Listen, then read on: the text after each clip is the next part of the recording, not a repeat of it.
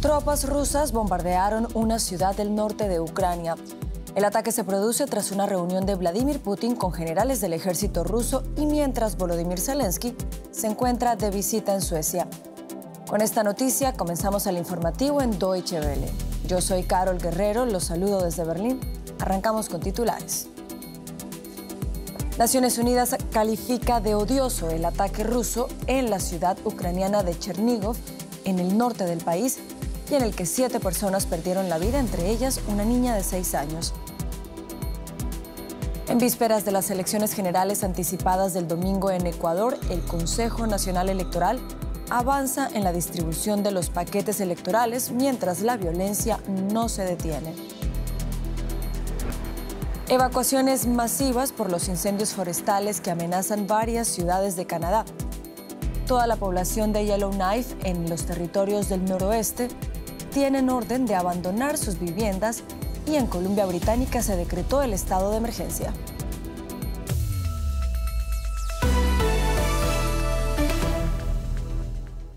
El norte de Ucrania ha sido blanco este sábado de un bombardeo calificado como odioso por la ONU. El ataque dejó al menos 7 muertos y una centena de heridos. La ofensiva se produjo horas después de un encuentro del presidente Vladimir Putin con comandantes del ejército ruso. Entre tanto, el presidente de Ucrania, Volodymyr Zelensky, afirmó desde Suecia, donde se encontraba de visita, que Rusia convirtió un sábado cualquiera en un día de dolor y pérdida. Bomberos controlan las llamas provocadas por el impacto de un misil ruso en la histórica ciudad de Chernígov. El momento del impacto quedó registrado en el video de una mujer que posaba para un fotógrafo en el centro de la ciudad.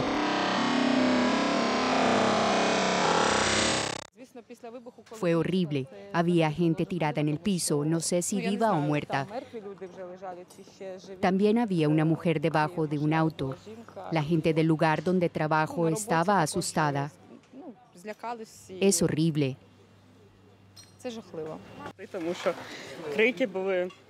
Había gritos, muchos muertos y heridos, ambulancias. Es horrible. Ahora estoy ayudando a limpiar, es una verdadera tragedia.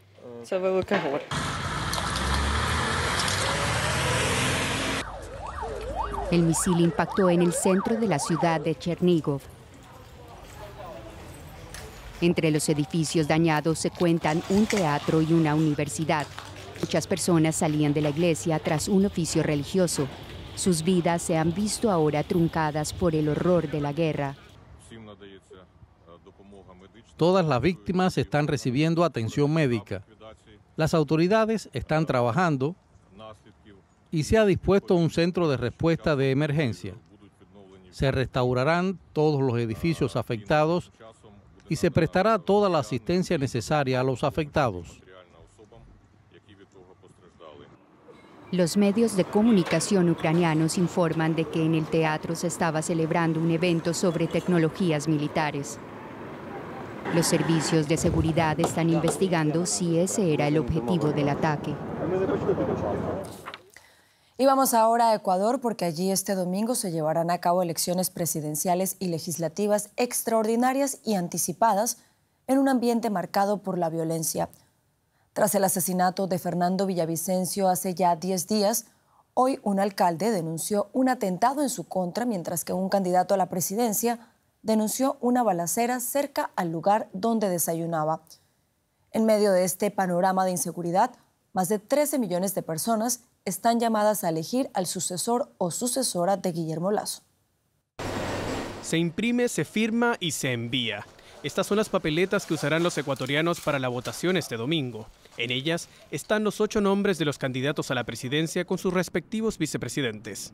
Además, los ciudadanos tendrán que elegir a 137 asambleístas para el Parlamento de Ecuador.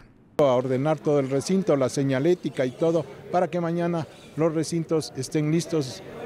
Hoy noche mismo estarán listos y mañana para que recibir a los ciudadanos a partir de las 7 de la mañana. El proceso de sufragio ya había comenzado el pasado jueves con las personas privadas de libertad, así como también los ecuatorianos con movilidad reducida, en este caso adultos mayores y quienes están en situación de discapacidad. Eso es muy bueno porque así también ellos participan en la democracia del país. Ecuador pasa por uno de sus momentos más duros, una grave situación económica, déficit fiscal y la ola de violencia e inseguridad sin precedentes en el país, que las autoridades vinculan al narcotráfico. Prueba de esta violencia son las recientes balaceras que presenciaron en las últimas 24 horas un candidato presidencial y un alcalde en la víspera de las elecciones generales, y el asesinato del candidato Fernando Villavicencio el pasado 9 de agosto.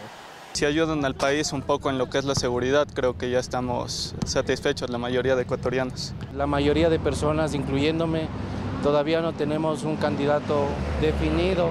Ahorita tenemos que votar por el candidato que en realidad nos saque de esta incertidumbre que estamos viviendo los ecuatorianos. Estas son unas elecciones extraordinarias convocadas por el actual presidente ecuatoriano Guillermo Lasso. El mandatario disolvió el Parlamento justo antes de que se votara una moción de censura en su contra por presunta malversación. El nuevo presidente o presidenta asumirá por lo que queda del actual mandato, hasta el año 2025.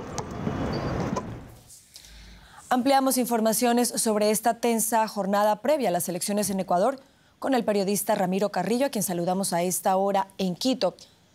Ramiro, buenas tardes. ¿Qué otros detalles nos puedes contar sobre esta denuncia de atentado que ha hecho el alcalde Francisco Tamariz en la víspera de los comicios allí en Ecuador? Un cordial saludo, Carol. En efecto, la denuncia ya fue formulada ante los órganos competentes por parte del alcalde Tamariz del Balneario de la Libertad, pero la policía también ha dado una explicación sobre este hecho que está todavía en desarrollo. La policía dice que Tamariz se manejaba, se dirigía hacia la Ciudad de la Libertad con otros 3 vehículos de alta gama, todos con vidrios polarizados, sin placas y blindados. No se detuvieron ante un control policial que debían hacerlo y ante la exhibición de 2 armas de fuego desde el interior de uno de los vehículos, la policía disparó. Esa es la explicación que da la policía, pero mientras tanto el alcalde de La Libertad, Francisco Tamariz, ha dicho que se trata de un ataque y de un atentado. En fin, la investigación continúa respecto a este caso. Esos son los últimos detalles que se sabe sobre este incidente de violencia. Ramiro, ¿qué tanto puede afectar este ambiente de tensión en Ecuador el desarrollo de las elecciones de este domingo? Pues en gran medida, y ya lo ha afectado, hay un ambiente de tensión, de inseguridad que se está viviendo en todos los órdenes del país. Es posible que ante lo que ha acontecido, ante el asesinato reciente de uno de los candidatos, Fernando Villavicencio, el abstencionismo se eleve, según lo que han dicho analistas políticos, pero la policía y las Fuerzas Armadas han hecho un gran operativo a nivel nacional en el que participarán más de 100.000 personas, una vigilancia en cada uno de los recintos de las juntas receptoras del voto, así como medidas de seguridad tanto aéreas como terrestres por los que se ha desplegado a todo este contingente. De todas maneras, ante esta inseguridad, prevalece en el espíritu ciudadano la esperanza que de alguna manera el voto se convierta en un cambio que dé aspectos de mayor seguridad y de mayor tranquilidad para el desarrollo de cualquier actividad en este país. Pues seguiremos cada detalle de estos comicios. Ramiro Carrillo, en Quito, Ecuador, gracias por estas informaciones. Hasta pronto. Y en Níger, el general Abdurrahmane Tiani, quien asumió el poder tras un golpe de Estado, aseguró este sábado que el periodo de transición no podrá superar los 3 años. En una alocución retransmitida por televisión, aseguró que la intención de los militares no es quedarse en el poder. Además, advirtió sobre las consecuencias de una intervención por parte de los países de África Occidental. Su discurso tiene lugar después de la visita a Niamey de una delegación de la Comunidad Económica de Estados de África Occidental, CEDEAO. Los enviados de este organismo se reunieron con el líder golpista y con el depuesto presidente de Níger, Mohamed Bazoum. Y China comenzó este sábado maniobras militares alrededor de Taiwán. Pekín afirma que son una seria advertencia a los dirigentes taiwaneses. Los despliegues militares aéreos y marítimos se consideran una respuesta a la visita a Estados Unidos del presidente taiwanés William Lai. Taiwán ha condenado los simulacros bélicos y aseguró que tiene capacidad para garantizar su seguridad nacional. China reclama la soberanía de la isla y afirma que no tiene derecho a mantener relaciones exteriores. Y en Canadá, decenas de miles de personas han sido evacuadas de sus viviendas a medida que los incendios forestales amenazan ciudades en el norte y en el oeste del país. La rápida propagación del fuego ha obligado a las autoridades a declarar el estado de emergencia en la provincia de Columbia Británica. Canadá vive la peor temporada de incendios forestales de la que se tiene registro, con al menos 1,000 focos en todo su territorio. El humo del incendio cubre la ciudad de Kelowna. Las condiciones meteorológicas empeoraron la situación debido a los fuertes vientos y rayos provocados por el choque de un frente frío con una masa de aire caliente fruto del intenso verano. Todo un problema para los 150,000 habitantes del lugar. La humareda es terrible. El nivel de contaminación del aire es peligroso para la salud. Esta semana el aire fue tan malo como el de Pekín. Ante el rápido agravamiento del incendio, las autoridades declararon el estado de emergencia. En las últimas 24 horas, la situación ha evolucionado empeorando muy rápidamente.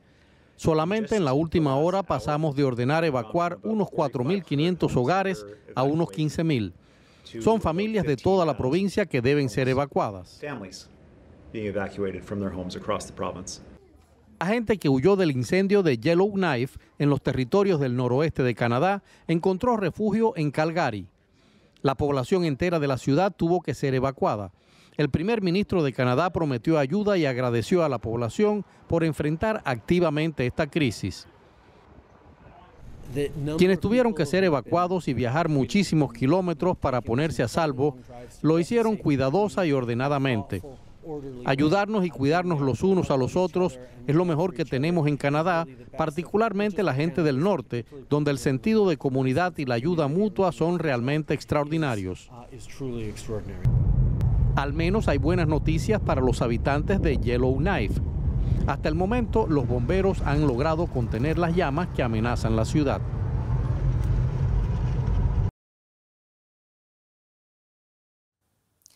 Mientras tanto, unas 26,000 personas fueron evacuadas en la isla española de Tenerife, en las Canarias, a causa de un incendio provocado por las altas temperaturas y los fuertes vientos. Así lo informaron el sábado los servicios de seguridad y emergencias. El fuego, que asola la isla, ha arrasado ya más de 5,000 hectáreas. Según las autoridades, las llamas siguen fuera de control y califican el incendio como el más complejo que ha afectado a la isla en 40 años. Vamos ahora con un resumen de otros hechos que también son noticia en esta jornada. 2 civiles israelíes, padre e hijo, han muerto en un presunto ataque con disparos perpetrado por palestinos en la Cisjordania ocupada. Ambos fueron encontrados con heridas de bala en un autolavado de la localidad palestina de Huwara. Varios grupos palestinos celebraron el ataque. El presidente de Egipto, Abdel Fattah al-Sisi, ha indultado a varios presos, entre ellos un destacado activista pro-democracia. Ahmed Duma había sido condenado a 15 años por disturbios y ataques a las fuerzas de seguridad. El indultado participó activamente en la revuelta que derrocó al presidente Hosni Mubarak en el año 2011. La agencia espacial rusa Roscosmos informó sobre lo que calificaron de situación anormal a bordo de su sonda Luna 25, cuando ésta se preparaba para trasladarse a su órbita previa al descenso. Roscosmos no dio más detalles sobre el incidente ni tampoco detalló si este afectará el alunizaje previsto en el polo sur de nuestro único satélite natural. Hasta aquí las noticias. Sigan conectados a Deutsche Welle. Los espero en menos de una hora con más información.